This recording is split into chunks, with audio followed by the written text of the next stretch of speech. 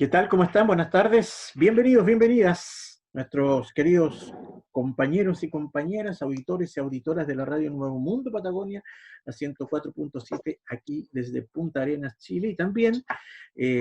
a través de el www en nuevomundopatagonia.cl para todo el orbe y sus alrededores. Y también, por supuesto, nos pueden seguir en nuestras redes sociales por Facebook, somos Nuevo Mundo Patagonia Radio, y también en nuestro canal de YouTube en Patagonia Radio Nuevo Mundo. Estamos iniciando una nueva jornada de primera línea con nuestros panelistas habituales, Dali Boriterovich y Fernando Bamonde, y también con un invitado que ya habitual. ya no es, es un contertulio más. Ya ha estado varias veces con nosotros, compañero Carlos Insulza, dirigente de la NEF. Compañero, bienvenido al programa. Muchas gracias por la invitación, Claudio. Siempre es un gusto. Y para nosotros también, por supuesto. Iniciando entonces el programa del día de hoy, miércoles 5, perdón, del 8, 5 de agosto de 2020. Y bueno, hay varios temas para conversar el día de hoy con Carlos, pero queremos partir por lo contingente, por lo local, por lo inmediato, y que por supuesto tiene connotaciones nacionales. Así es que vamos a entrar de igual a igual en esta primera ronda, porque la noticia para nosotros los magallánicos es que retrocedimos en definitiva en este tema del control de la pandemia, lejos de lo que el gobierno preconiza con su plan paso a paso, lejos de lo que el tristemente célebre ministro Mañalich dijo que Punta Arenas estaba para entrar a la nueva normalidad, que era una de las ciudades. Se hablaba junto con la región de Valdivia y también con Coyhaique, se nombraba nuestra región. Hoy día vemos que el tema de la cifra de contactos, de la cifra de contagios ha crecido, la verdad, de una manera bastante descontrolada nuevamente. Se está poniendo en tensión el sistema sanitario nuevamente de la red acá, que básicamente se sustenta en el hospital clínico, en el hospital regional, con el tema de las camas y los ventiladores. El ministro Mañalich hoy día, el ministro París hoy día habla de que hemos vuelto a la fase 2 acá en Punta Arenas, de que a partir del lunes a las 10 de la noche se vuelve a un sistema de cuarentena parcial los fines de semana, días sábados, días domingos y días feriados. También se reactiva la cuarentena para la tercera edad, y medidas paliativas que nosotros sabemos que estas medidas de medias tintas, igual que nos recuerdan a las cuarentenas dinámicas de Santiago, que siempre estas medidas parciales en el fondo lo que hacen es dejar abierta la brecha para que siga avanzando el nivel de contagios. Y decíamos antes de entrar al programa, Carlos, y en eso queremos consultarte tu opinión, tu apreciación sobre lo que nos está afectando como región de este rebrote. Hoy, el día de ayer se reconocían 36 nuevos contagiados, que para la cantidad de habitantes de Magallanes es un número alto. Esa es la cifra oficial, pero la cifra extraoficial habla de sobre 90 contagiados el día de ayer. Lo que pasa es que se van entregando, la Seremía de Salud aquí las va entregando pausadamente, la va entregando por parte. 30 hoy día, 30 mañana, 30 pasado, y así va sumando, pero los divide y no lo entrega todo de una sola vez. Y que, por supuesto que entre las causas de este rebrote está la necesidad de la gente de volver a trabajar cuando el gobierno no ha cumplido con las demandas necesarias de responder y apoyar a los trabajadores en cuarentena. Cuando eso es insuficiente, a la gente no le queda otra de volver a su lugar de trabajo porque tiene que seguir sobreviviendo, y este es el resultado. Esto que está pasando hoy día en Magallanes va a pasar en todo el país, nuevamente, de los rebrotes, lejos de la orientación que pretende el gobierno demostrar de que estamos en una nueva etapa, de esta leve mejoría del paso a paso. Carlos Insulza. Sí, bueno, la noticia yo creo que ha sido muy lamentable la que se ha dado hoy respecto de la situación de Punta Arenas particularmente, y a mí me parece que efectivamente es muy concordante con al menos dos hechos que yo creo que es importante destacar que ocurrieron en estos días recientes. Vale la pena recordar que después de la cuenta pública del presidente Piñera fue emitida una carta suscrita por un grupo muy importante, cerca de 40 científicos, que retrucaban lo que se había expresado en la cuenta, en tanto denunciaban que efectivamente se los había convocado a un espacio de reunión con las autoridades de gobierno respecto de del plan paso a paso y de las metodologías a seguir a partir de la etapa de la pandemia en la que estamos, pero que ninguna de las recomendaciones ni criterios que se habían expresado desde el mundo científico habían sido acogidas. Entonces, a mí me parece que eso es muy decidor de lo que estamos viviendo. Nuevamente estamos en un proceso que, tal como ya ocurrió con el anterior ministro de Salud en el mes de abril y mayo, sigue estando absolutamente dominado por las perspectivas económicas con las que el gobierno regula todo su quehacer, en todos los ámbitos, en materias sanitarias, en materias sociales, en materias legislativas. Y efectivamente, tal como ha dicho más de alguien, los procesos de desconfinamiento, tal como están diseñados, son bastante similares a un sistema de esclavitud, porque finalmente lo que se permite hacer es exclusivamente ir a trabajar. Entonces estamos ante un proceso cuya regulación no está pensada ni en términos sanitarios, ni en términos sociales respecto de las necesidades reales de la ciudadanía y de la población, sino que de las necesidades económicas y particularmente las del empresariado. A mí me parece muy alarmante lo que hoy día se anunció respecto de la ciudad de Punta Arenas. Basta recordar que Punta Arenas tuvo el primer brote de mayor magnitud a nivel nacional. Recuerdo cuando Mañalich le ponía nombre a los brotes como si fueran distintos en un lugar y en otro, y era el brote de los cruceros. Pero es muy llamativo el que ocurra tan rápido, en mi opinión, pero además que es muy lamentable para la población de Magallanes, porque finalmente van a ser ustedes los conejillos de India de este proceso y de este plan paso a paso. El segundo hecho que yo quiero destacar, y yo creo que está muy vinculado a lo que tú comentabas, Claudio, es que recién esta semana se liberó desde el gobierno algún tipo de documentación instructivo respecto del retorno laboral, lo que llamaron el paso a paso laboral, que efectivamente tiene algunos criterios que uno podrá compartir, pero sigue siendo tan insuficiente en términos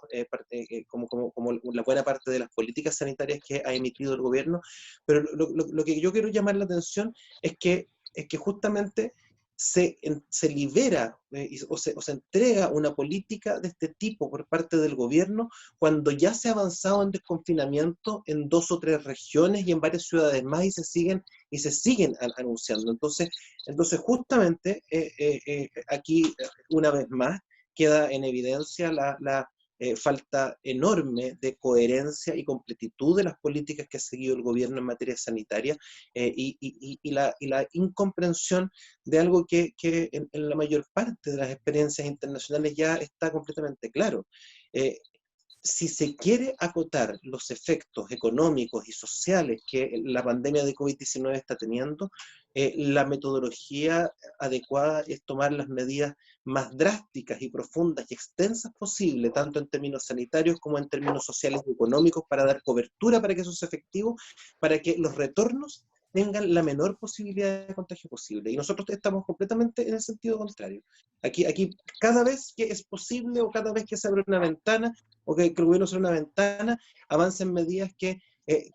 pese a la crítica de los de las dirigencias locales, territoriales, de los alcaldes, de los parlamentarios de la zona, las termina imponiendo y los resultados sistemáticamente una y otra vez están a la vista como un fracaso uno tras otro, pero que además ni siquiera es un fracaso que uno pueda decir que se pueda reparar, porque finalmente estamos hablando de chilenos y chilenas que están muriendo, que están enfermando y que con toda certeza también ya sabemos que una parte de ellos va a quedar con secuelas muy importantes de estos contagios por la gravedad que tienen. Don Dalibor Iterovich. Claro, uno tiene la impresión finalmente que no se puede, si pensamos en el caso de Punta Arenas, digamos, no se puede analizar de manera aislada. Lo que plantea Carlos tiene mucha lógica porque él mejor que nadie entiende cómo funciona el Estado chileno, rápido, lento, como quiera llamarse. Y él también sabe perfectamente que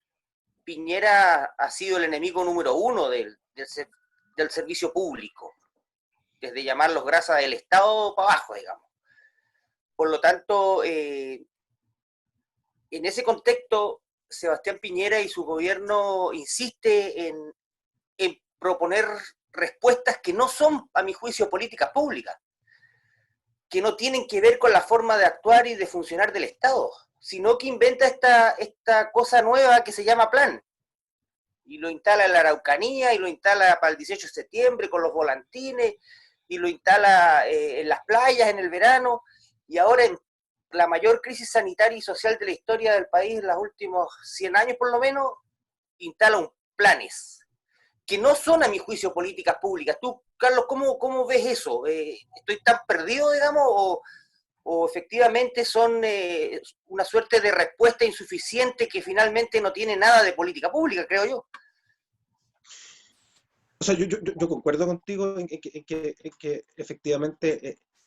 o sea, uno podría ponerle plan a algo que se hiciera cargo de una contingencia como esta. El problema es que me parece a mí es que efectivamente aquí no estamos hablando de un plan que contenga un conjunto de políticas públicas coordinadas y articuladas que permitan enfrentar la situación que estamos viviendo.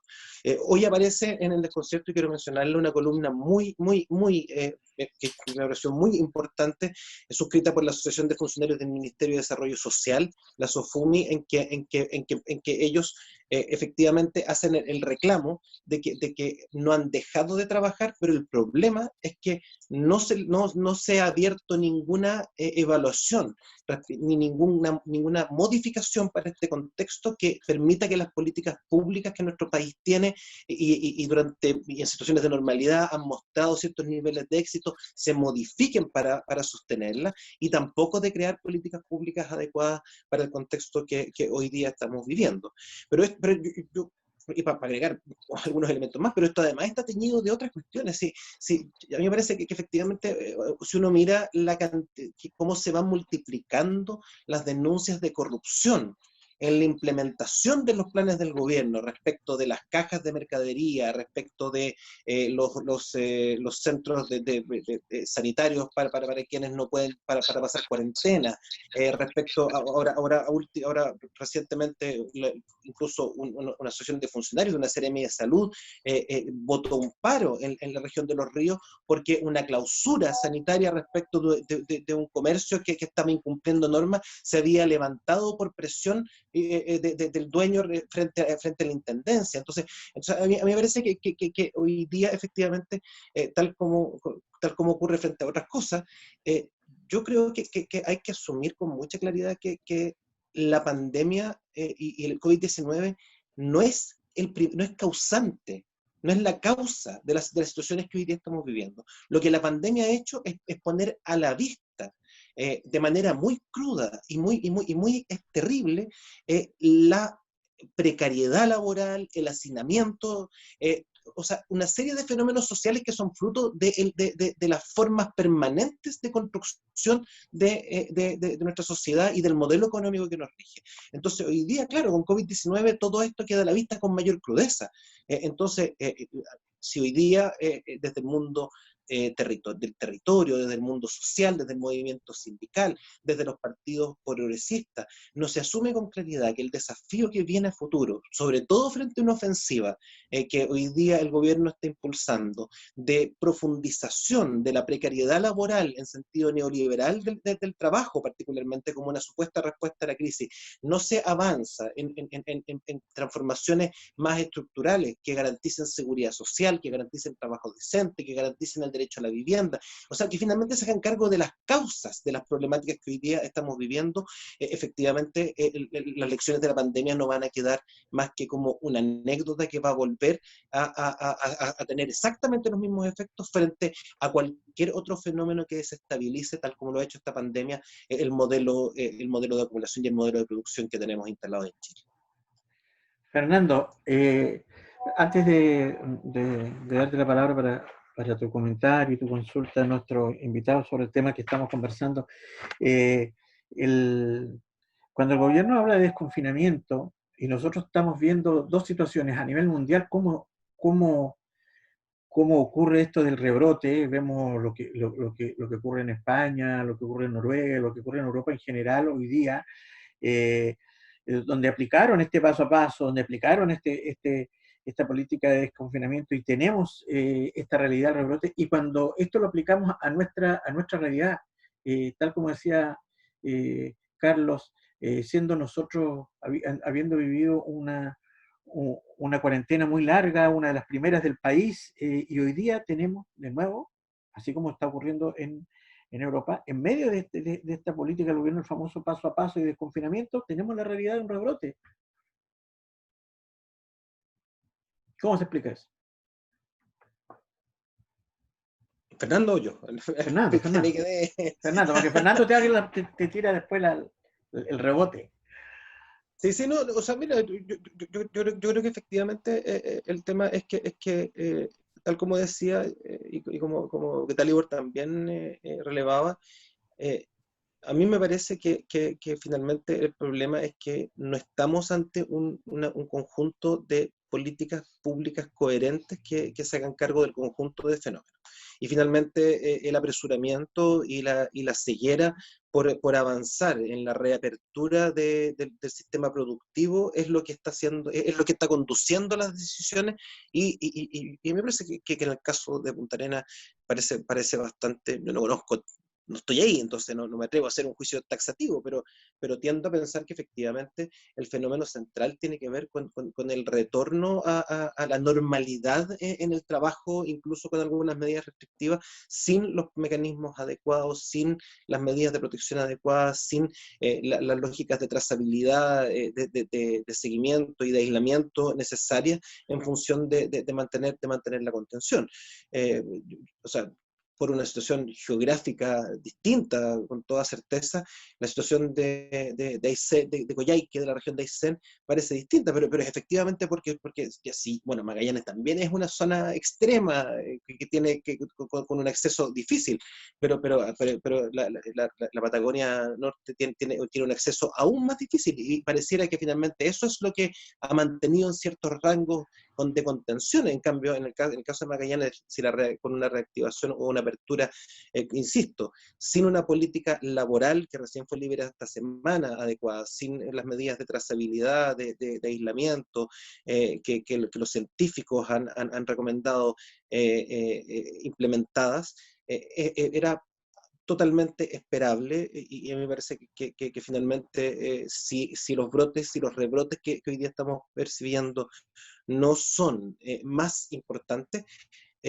tiene que ver, me parece a mí, con que una buena parte de la ciudadanía está hoy asumiendo por cuenta propia esas medidas de protección y de cuidado. Ahora sí, don Fernando Bamonte. Sí, saludar a Carlos, saludar a Claudio, pero particularmente saludar a Dalibor, quien ayer estuvo de cumpleaños, tuvo un nuevo rojo amanecer, así que un fraternal abrazo, aún sigue febril la mirada, así que eso se saluda siempre, ¿eh? Carlos, quiero llevarte al tema netamente tributario. Comienza la discusión en el Congreso Nacional respecto a este impuesto a los súper ricos. La inversión global que está haciendo el gobierno es de 12.000 millones y de aprobarse este proyecto estamos hablando de 3.000 millones más. Uno, la aprobación. Segundo, en qué se van a gastar estos recursos. Sería contraproducente y prácticamente una locura que el gobierno o se terminara aprobando este impuesto a los súper ricos después para aportárselo a los súper ricos. ¿Qué te parece en qué debiera invertirse como medida urgente? Segundo, también en la misma línea, no sé si tributaria, pero tiene que ver con el hecho de antes de la entrada de la pandemia, el gobierno aprobó un proyecto o una estructura tributaria integral. ¿Cómo está afectando este proyecto tributario del gobierno hoy día? ¿Cómo lo evidenciamos? Que fue crítico también la oposición, parte de la oposición respecto a este proyecto de reforma de la estructura tributaria. Y por último, tercera cosa, aprovechando el tiempo, es que han arreciado las críticas al Servicio de Impuestos Internos a propósito de la entrega del bono de clase media, y aquí la derecha, cuando no funciona el Estado, lo critica,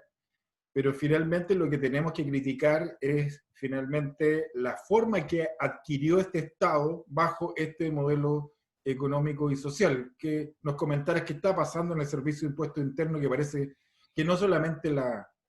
plataforma, sino en realidad el cruce de datos no está siendo todo lo certero que debiera hacer en este instante. Uf, harto tema. Harto tema. Mira, voy a partir por lo último, porque me parece o sea, voy a abordarlo todo, pero voy a partir por lo último porque me parece que es lo más contingente hoy día y efectivamente me parece, o sea, es bien evidente cuando uno mira las redes sociales, la prensa, que la forma en que se implementó el bono de clase media por parte del gobierno está generando una angustia adicional en muchos trabajadores y trabajadoras que vieron que esta medida que fue legislada por presión ciudadana, porque no era la voluntad del gobierno el avanzar en un bono o en una medida de estas características, un alivio a su situación. Lo cierto es que para quienes conocemos el Estado, fue muy sorprendente ver la forma en que el ministro Briones, con total irresponsabilidad, el viernes 31 de julio, realizó el anuncio de la entrada en operación del bono. Vale recordar que la ley que habilita esta bonificación y también los mecanismos de préstamo que inician, que van de conjunto con ella, se terminó de aprobar en el Congreso Nacional el viernes 31 de julio. Y la ley fue publicada el sábado 1 de agosto. Entonces era absolutamente esperable que cuando se pretende implementar una legislación que además el propio gobierno anunció cuyo potencial de beneficiar era 1.600.000 personas, por tanto iba a haber cerca del doble, 3 millones o 4 millones de trabajadores y trabajadoras intentando averiguar si podían acceder a esta bonificación, es absolutamente esperable que con ese nivel de apresuramiento y de improvisación iba a ocurrir un fenómeno como el que está ocurriendo. Lo cierto es que esta medida fue adjudicada al Servicio de Impuestos Internos por el gobierno y fue aprobado en el debate legislativo cuando esto claramente no es parte de la misión del servicio. Nosotros yo soy funcionario de Impuestos Internos, entonces esta no es nuestra función. Nosotros nunca hemos entregado ni hemos validado bonificaciones, pero bueno, yo creo que todos hemos entendido que en un contexto de emergencia como el que estamos viviendo, corresponde a las instituciones públicas y los funcionarios públicos el hacer esfuerzos y asumir por lo pronto algunas tareas que no son las habituales.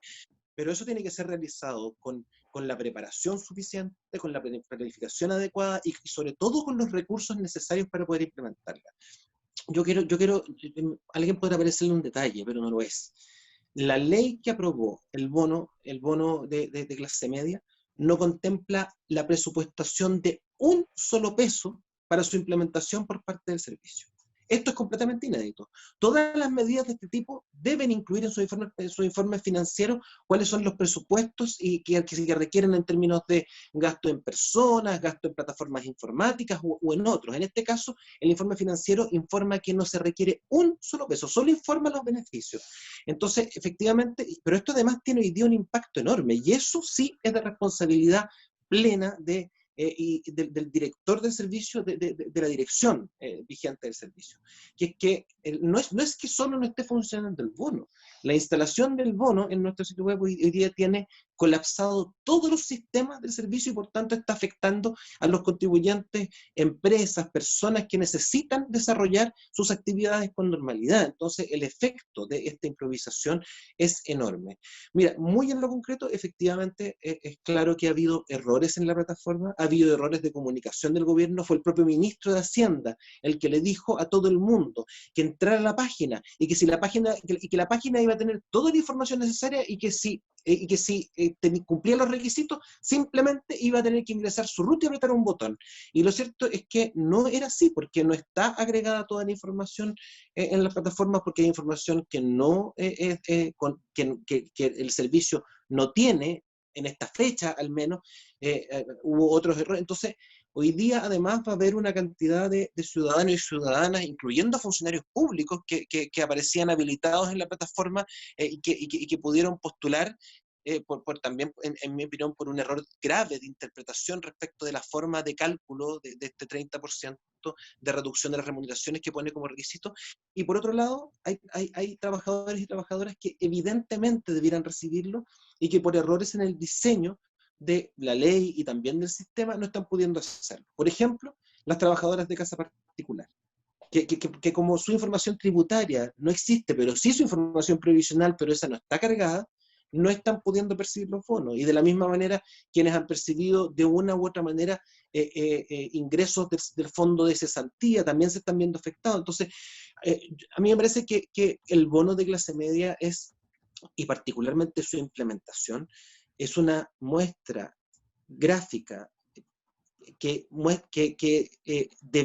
nuevamente pone al gobierno exactamente en la posición que ha ocupado desde el inicio de la pandemia. Es una muestra evidente de insensibilidad, de una ineficacia enorme para el desarrollo de las medidas necesarias en el día de hoy y que además termina generando afectación del prestigio del Estado. A mí me parece sinceramente que los parlamentarios de derecha que han venido requiriendo explicaciones y tratando de endosar la culpa o a los funcionarios o a la institución del Servicio de Impuestos Internos, son unos desvergonzados, ¿no? Yo no tengo otra palabra, porque aquí quien dio la instrucción, quien públicamente anunció, quien no dio los tiempos, quienes regularon la implementación fue el ministro de Hacienda y su equipo, y por tanto ellos tienen que hoy día dar cuenta de esto, y bueno, y somos un número importante de dirigentes del sector público los que hoy día hemos emitido una declaración haciendo al gobierno la exigencia, en primer lugar, de que clarifique a todos los posibles beneficiarios, sí, cuáles son los criterios de aceptación para que haya certeza respecto de ello,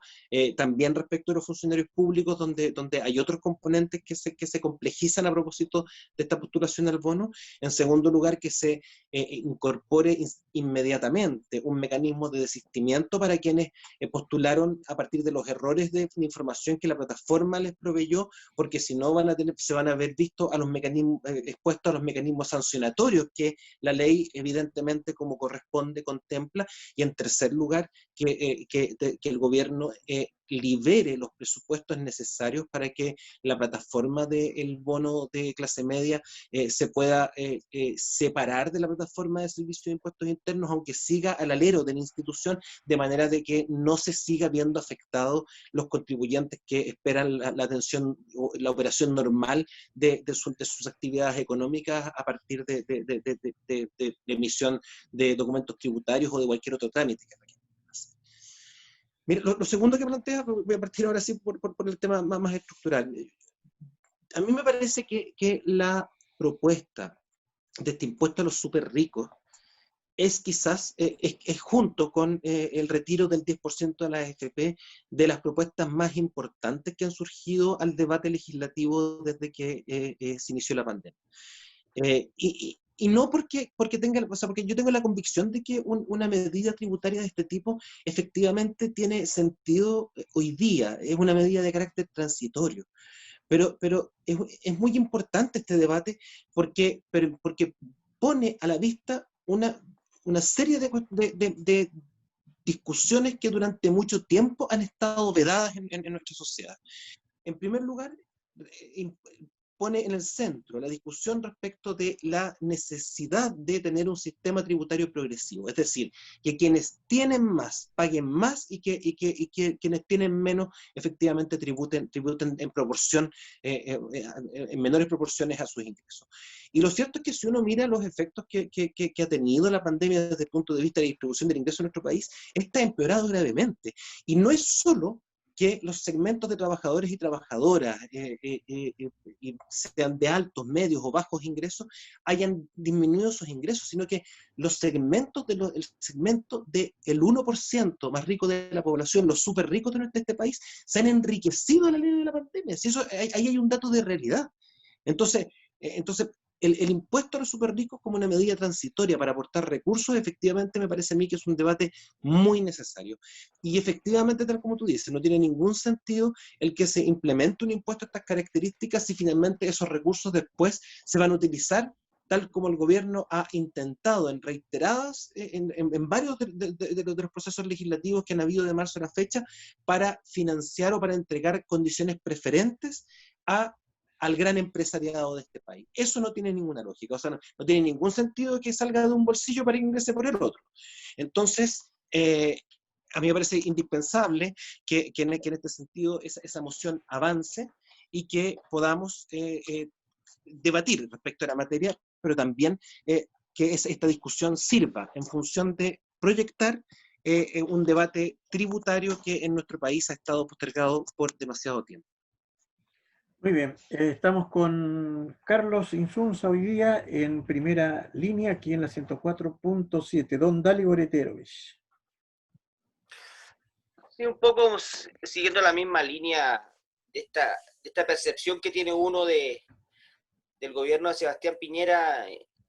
Piñera 1 y Piñera 2, en realidad, respecto del Estado y del sector público. Es efectivo que ahora un par de semanas atrás hubo un llamado del ministro, entiendo, al presidente de la ANEF para, no sé si amenazarlo o decirle, en buen chileno, que hasta aquí no me llegaron las conversaciones, producto de esta querella presentada por la ANEF en contra del presidente de la República, en contra de Mañalich. Entonces, en ese escenario, ¿cómo, y ahora te lo pregunto como dirigente sindical, digamos, cómo ves tú el escenario para los próximos meses, de aquí a fin de año, respecto de las condiciones contractuales, laborales del sector público, de las futuras recontrataciones, si es que van a ocurrir, los presupuestos? ¿Habrá alguna posibilidad de conversar con este gobierno en términos concretos? ¿Cómo está la mano en eso? Bueno, efectivamente, esa llamada que tú mencionas fue un hecho real, fue denunciada por la ANEF hace algunas semanas, pero además, después de eso nosotros hemos seguido insistiendo ante el propio gobierno y también requiriendo al Congreso que intervenga respecto a esta materia, y bueno, el resultado es que esta semana nuevamente, a través de una nota del jefe de gabinete del ministro, se reitera el cierre, la negación por parte del gobierno a dialogar con nuestra organización. Yo en esto entiendo que lo que tú planteas, Dalibor, es un desafío bien general del mundo sindical. A mí me parece que nosotros estamos hoy, y aquí voy a citar a alguien que ustedes muy bien conocen, a la compañera Doris González, presidenta de la ANEF. Doris Sandoval. Magallanes. ¿Cómo? Perdón. Doris Sandoval. Doris Sandoval, pero sí, Doris Sandoval, presidenta de la ANEF de Magallanes, quien a mí me parece que lo ha dicho de la mejor manera, que hoy día estamos viviendo, al mismo tiempo que estamos viviendo la pandemia y el conjunto de medidas desastrosas en materias sanitarias y sociales de parte del gobierno, una ofensiva neoliberal de precarización del empleo como modo de salida a la crisis. El gobierno entiende que la forma de superar las problemáticas de empleo, de ingreso, de reactivación económica que tenemos por delante es por la vía de profundizar la precariedad del empleo, por la vía de reducir la función pública, con una contradicción enorme respecto de la realidad que hoy estamos viviendo. Si hay algo que la crisis sanitaria ha dejado a la vista con todos sus efectos colaterales, es que lejos del discurso que permanentemente machacan los agoreros del neoliberalismo en nuestro país, particularmente los centros de pensamiento o los grupos de economistas vinculados a esta forma de desarrollo, en Chile tenemos un Estado que no está a la altura ni tiene las capacidades necesarias para cubrir las necesidades sociales, sanitarias y económicas de nuestra población.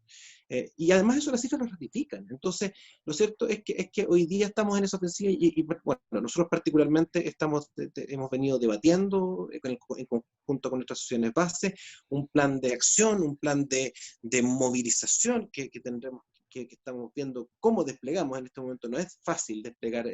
acciones de movilización, pero tenemos la convicción de que tenemos que hacerlo, pero finalmente un plan de acción del conjunto de la organización para enfrentar en primer lugar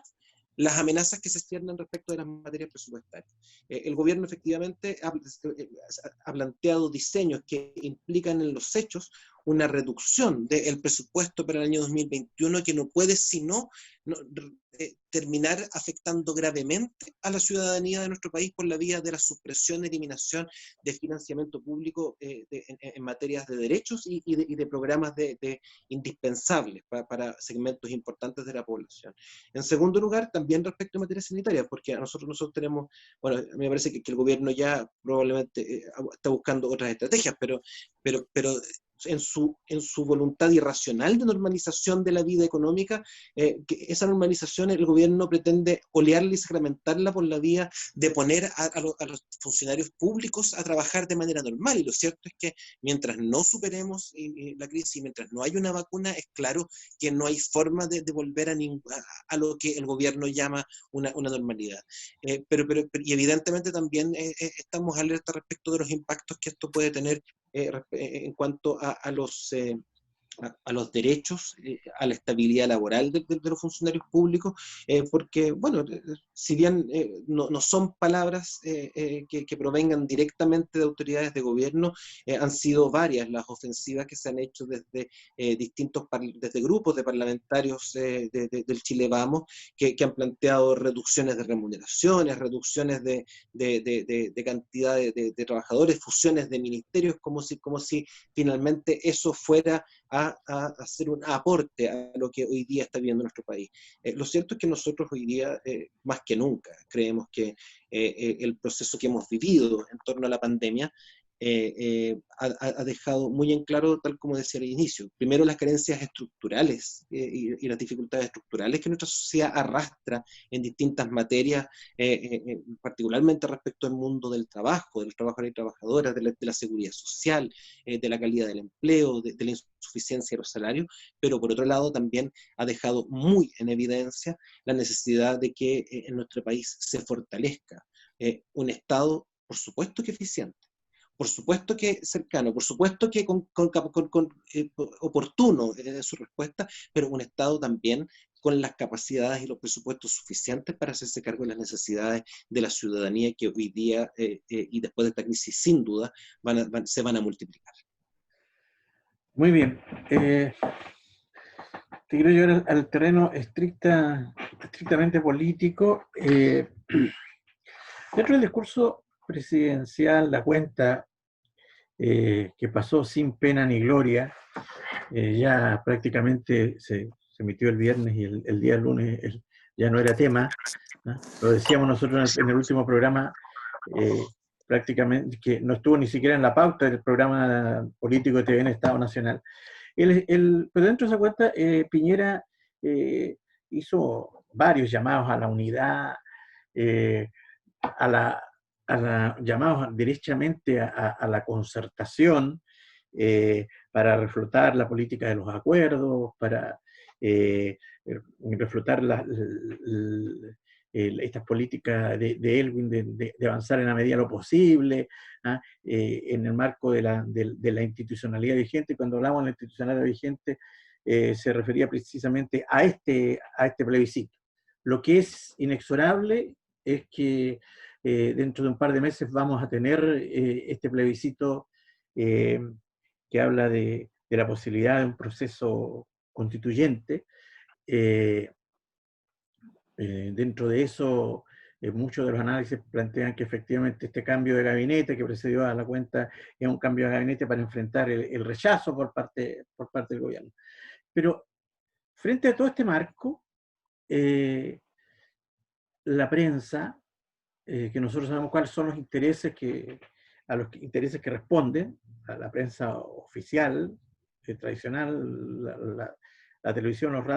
radios, principalmente la televisión, ha puesto al centro, más allá, por supuesto, el tema plebiscito, por sobre el tema plebiscito, el tema presidencial. Y es curioso aquello, ha adelantado el tema presidencial. Hoy día o ayer en muchos titulares estaba la declaración de Jadwe frente a la consulta malintencionada de que Chile se está preparado para tener un presidente comunista. ¿Ah? La encuesta Criterio hoy día muestra a Jadwe a un punto más abajo que Lavín, igual empatados prácticamente, uno 12 y otro 13%. Y uno no es que sea amigo de estas teorías de la conspiración, pero cuando la prensa oficialista en el fondo, cuando la televisión pone el énfasis en esto, ¿ah? Por sobre el tema del plebiscito, aquí uno se pregunta legítimamente por qué. ¿Ah? Y hay un interés aquí efectivamente y Jadwe hoy día aparece también por muchos matinales. ¿Ah? Hay que reconocerlo. Entonces, de levantar a Jadwe como una cuña para enfrentar allí una nueva división de la oposición que después del 10% quedó en un buen pie, digámoslo de alguna manera. ¿Cómo ves tú este tema? Mira, a ver, a mí me parece que efectivamente quizás más trascendente, o sea, sin duda más trascendente y más relevante que la cuenta pública, que tal como tú dices, no tuvo ningún impacto más que la crítica del minuto o la evaluación del minuto. El cambio de gabinete sí marca una tendencia preocupante y que yo creo que para todos quienes actuamos desde el mundo, desde cualquier espacio, pero que finalmente interactuamos con la política, debe ser un dato muy relevante a aquilatar. Yo para eso solo me parece que es el ejemplo más gráfico. La situación que se desató en la Araucanía, a propósito, y en esto, cualquiera que haya seguido la secuencia no puede tener ninguna duda, que fue gatillada por la visita de Víctor Pérez, nuevo ministro del Interior, y sus declaraciones en la Araucanía, esta ofensiva racista de grupos que prácticamente, o sea, de grupos armados, o sea, eso no es un eufemismo, no es una exageración, que han estado, que han seguido operando y donde las fuerzas policiales han actuado en complicidad con estos hechos, dan cuenta de una situación, de un hecho, de una gravedad enorme. Entonces, ¿cómo se compatibiliza? Y es una pregunta retórica, la supuesta preocupación por la protección y el cuidado de la democracia en nuestro país, con la que permanentemente nos plantea Piñera a propósito de su lógica de llamar a los acuerdos, con algunos, los acuerdos que a ellos les gustan, nomás por supuesto, con una situación en la que se desata una ofensiva de la brutalidad y de la gravedad que se está viviendo en el territorio mapuche. Entonces, yo creo que efectivamente hoy día el gobierno va a seguir profundizando todo tipo de acciones en función de desperfilar el plebiscito. A mí me parece que en eso la responsabilidad de las fuerzas políticas progresistas, democráticas, para ser más extenso, es enorme. Yo tengo la convicción de que cualquiera que crea que saboteando o eliminando o postergando el plebiscito por cualquier vía que se pueda pensar, se pudiera terminar de enterrar la fuerza de masas, la fuerza de movilización popular que impuso el plebiscito, se va a equivocar rotundamente, y efectivamente se van a generar condiciones para una agudización de los conflictos y de las dinámicas más complejas que hemos vivido hasta niveles en los que sin duda algunos pretenderán justificar hasta tal como ocurrió cuando se terminó firmando entre cuatro paredes el acuerdo que finalmente en que finalmente vamos encaminados a propósito del plebiscito, pero que fue un mal acuerdo, para ser franco, donde algunos de quienes firmaron, partidos, dirigentes políticos, lo hicieron bajo la convicción de que era eso o el golpe militar. Entonces, a mí me parece que esos datos son muy relevantes, y efectivamente me parece que el manejo de la prensa hoy día está absolutamente enfocado, o sea, a ver, yo creo que si uno mira la prensa, si uno mira, ya no sé si decir la prensa, porque los matinales no sé si son prensa, pero son los que generan gran parte de la parrilla de opinión hoy día en nuestro país. Y entonces, si uno mira el conjunto de informaciones y cómo se van relevando, a mí me parece que por un lado hay un hecho que es positivo de tanto en tanto, no permanentemente, que es que los medios de comunicación de masa se han visto obligados, y eso ocurre desde octubre del año pasado, a incorporar dentro de sus líneas editoriales y dentro de sus parrillas de información la opinión, o sea, lo que cae de absoluta evidencia desde la opinión popular, que se expresa a través de las redes sociales, que se expresa a través de los comentarios. Entonces yo creo que ahí hay un cambio respecto de lo que vivimos los últimos 30 años, que yo creo que es una conquista también del estallido social. Pero por otro lado, efectivamente, las lógicas de manipulación persisten y permanecen, y en eso es claro que desde la prensa oficialista, como tú dices, Claudio, se generan todo tipo de disputas y cuestiones artificiales en función de generar división y fragmentación entre las fuerzas de oposición. No le vamos a echar toda la culpa a la prensa. Digamos francamente que las fuerzas de oposición no hacen nada de mal para andar bastante desperdigadas. Pero a mí me parece que lo que ha ocurrido respecto de las legislaciones más importantes que el gobierno se ha visto forzado a implementar como respuesta a la crisis, a los efectos sociales y económicos de la crisis. El retiro del 10% de los fondos de pensiones, sin duda. Yo espero que ahora el debate que se abre a propósito del impuesto a los super ricos también esté en esa tónica. Entonces, al final, a mí me parece que lo que viene por delante a mí me parece que tiene perspectiva de constituir, de consolidar las posibilidades que hay de transformaciones positivas para el país, en la medida en que se construyen en esta misma dinámica, es decir, en que desde los partidos de oposición, por supuesto que con las diferencias que existen, con responsabilidad, con criterio técnico también, pero que desde los partidos democráticos de nuestro país se afiance la sana costumbre de responder a las demandas populares, de responder a las demandas de mayoría, de responder no solo respecto de lo general, no solo para decir, o sea, yo espero que hoy día, creo que hoy día sería inaceptable, nadie aceptaría el estilo de Lagos, en que le dice a la gente, hemos escuchado, para hacer todo lo contrario. No, estoy hablando de efectivamente partidos políticos, organizaciones políticas con capacidad de interpretar ese sentir, de transformarlo en propuestas, de transformarlo en unidad y de transformarlo en avances concretos. Yo creo que esa perspectiva es muy relevante, y en esa perspectiva el plebiscito, y yo creo que ahí probablemente vamos a tener que buscar una forma de caminar y enfrentar los efectos de la pandemia y mascar chicle al mismo tiempo, pero de poner en el centro la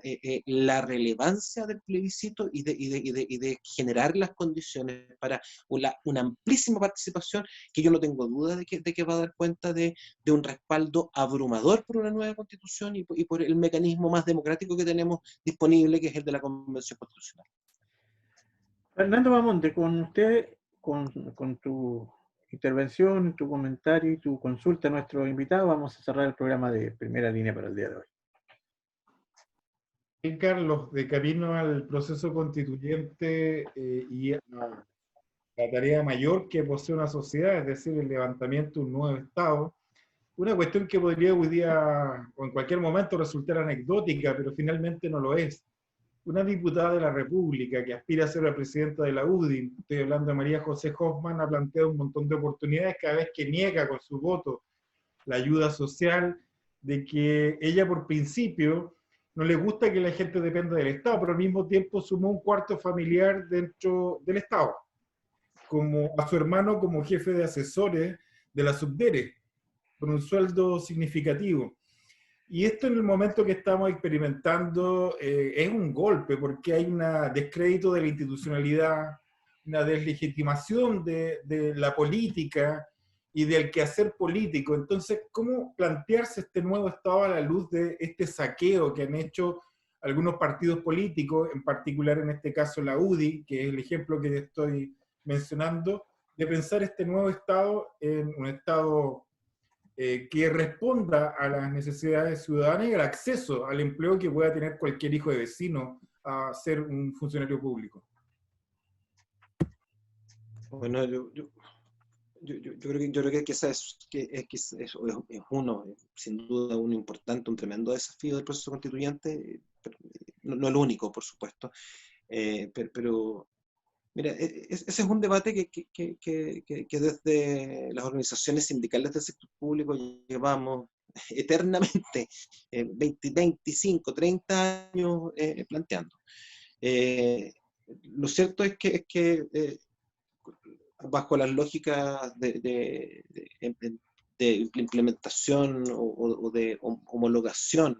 del Estado a las lógicas empresariales, se han producido mucho daño respecto de la función pública y efectivamente a mí me parece bien evidente que los trabajadores del Estado, los trabajadores permanentes del Estado, hemos terminado absorbiendo el descrédito generado por el uso del aparato público como botín de los gobiernos o de los alcaldes o de las autoridades de turno.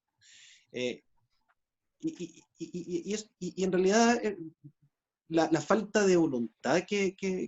ha habido durante muchos años de legislar en esa materia, yo creo que hay que reconocer que ha sido bastante transversal.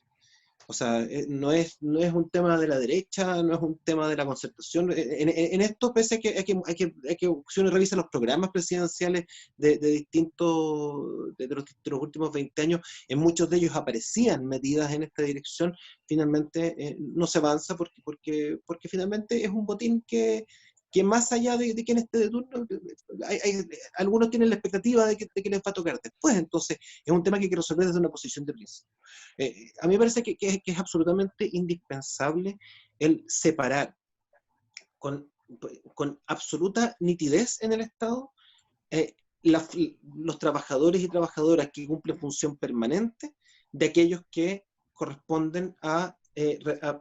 la representación de los gobiernos de turno o a los equipos políticos que corresponde asesorarlos. Y además, esa es una lógica que debiera estar absolutamente circunscrita a los organismos que tienen un carácter político. Porque honestamente a mí no se me ocurre por qué un director de hospital podría requerir asesores de confianza. No tengo ni media idea, no sé por qué un director de escuela pudiera necesitar asesores de confianza. Eso son cosas, son cuestiones irracionales. Entonces, pero sí, por supuesto que cuando uno habla de un intendente o un gobernador regional o un seremi de algún ramo, o habla de un ministro, por supuesto, ahí se entiende perfectamente. Incluso cuando uno puede estar hablando de altos directivos públicos, de servicios estratégicos, de servicios grandes, uno puede decir, ya mira, sí, es concebible que requieran algún núcleo de personal de confianza a su alrededor para implementar su gestión. Entonces, esa separación es hoy día absolutamente indispensable, es una necesidad que ha sido relevada permanentemente desde todo. Pero lo segundo que me parece que también es sumamente relevante en el mismo sentido es que, y yo creo que en esto también la pandemia ha dejado muchas lecciones a la vista. La precarización del empleo público ha resultado en una degradación de las capacidades de los servicios y de las instituciones. Y eso es muy gráfico cuando se ve cómo en este periodo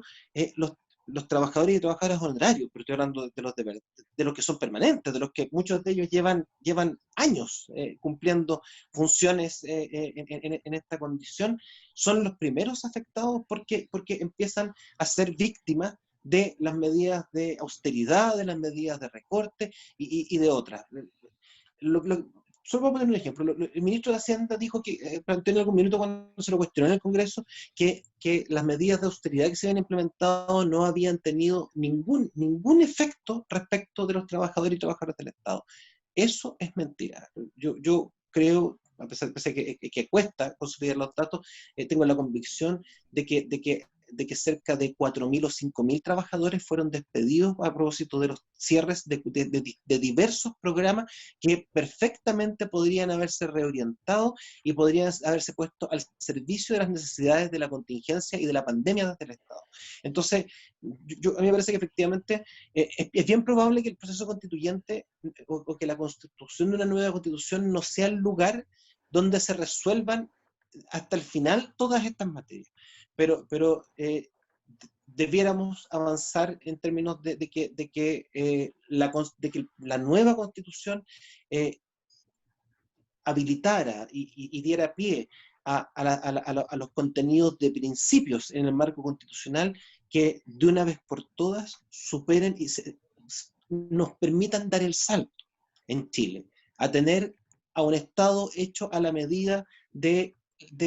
las oligarquías rentistas que han conducido a nuestro país por 120 años, a tener un Estado profesional, de envergadura adecuada y que efectivamente esté constitucionalmente declarado que los trabajadores que trabajan para el Estado en cualquiera de sus espacios son trabajadores que responden a las necesidades, intereses y derechos de los ciudadanos y ciudadanas, más allá de quien administre coyunturalmente cualquier segmento del aparato y de la función pública. Muy bien. Hemos llegado al final así de nuestro programa del día de hoy. Queremos agradecer a nuestro compañero Carlos Insulza, que se haya dado el tiempo para compartir con nuestros auditores y auditoras esta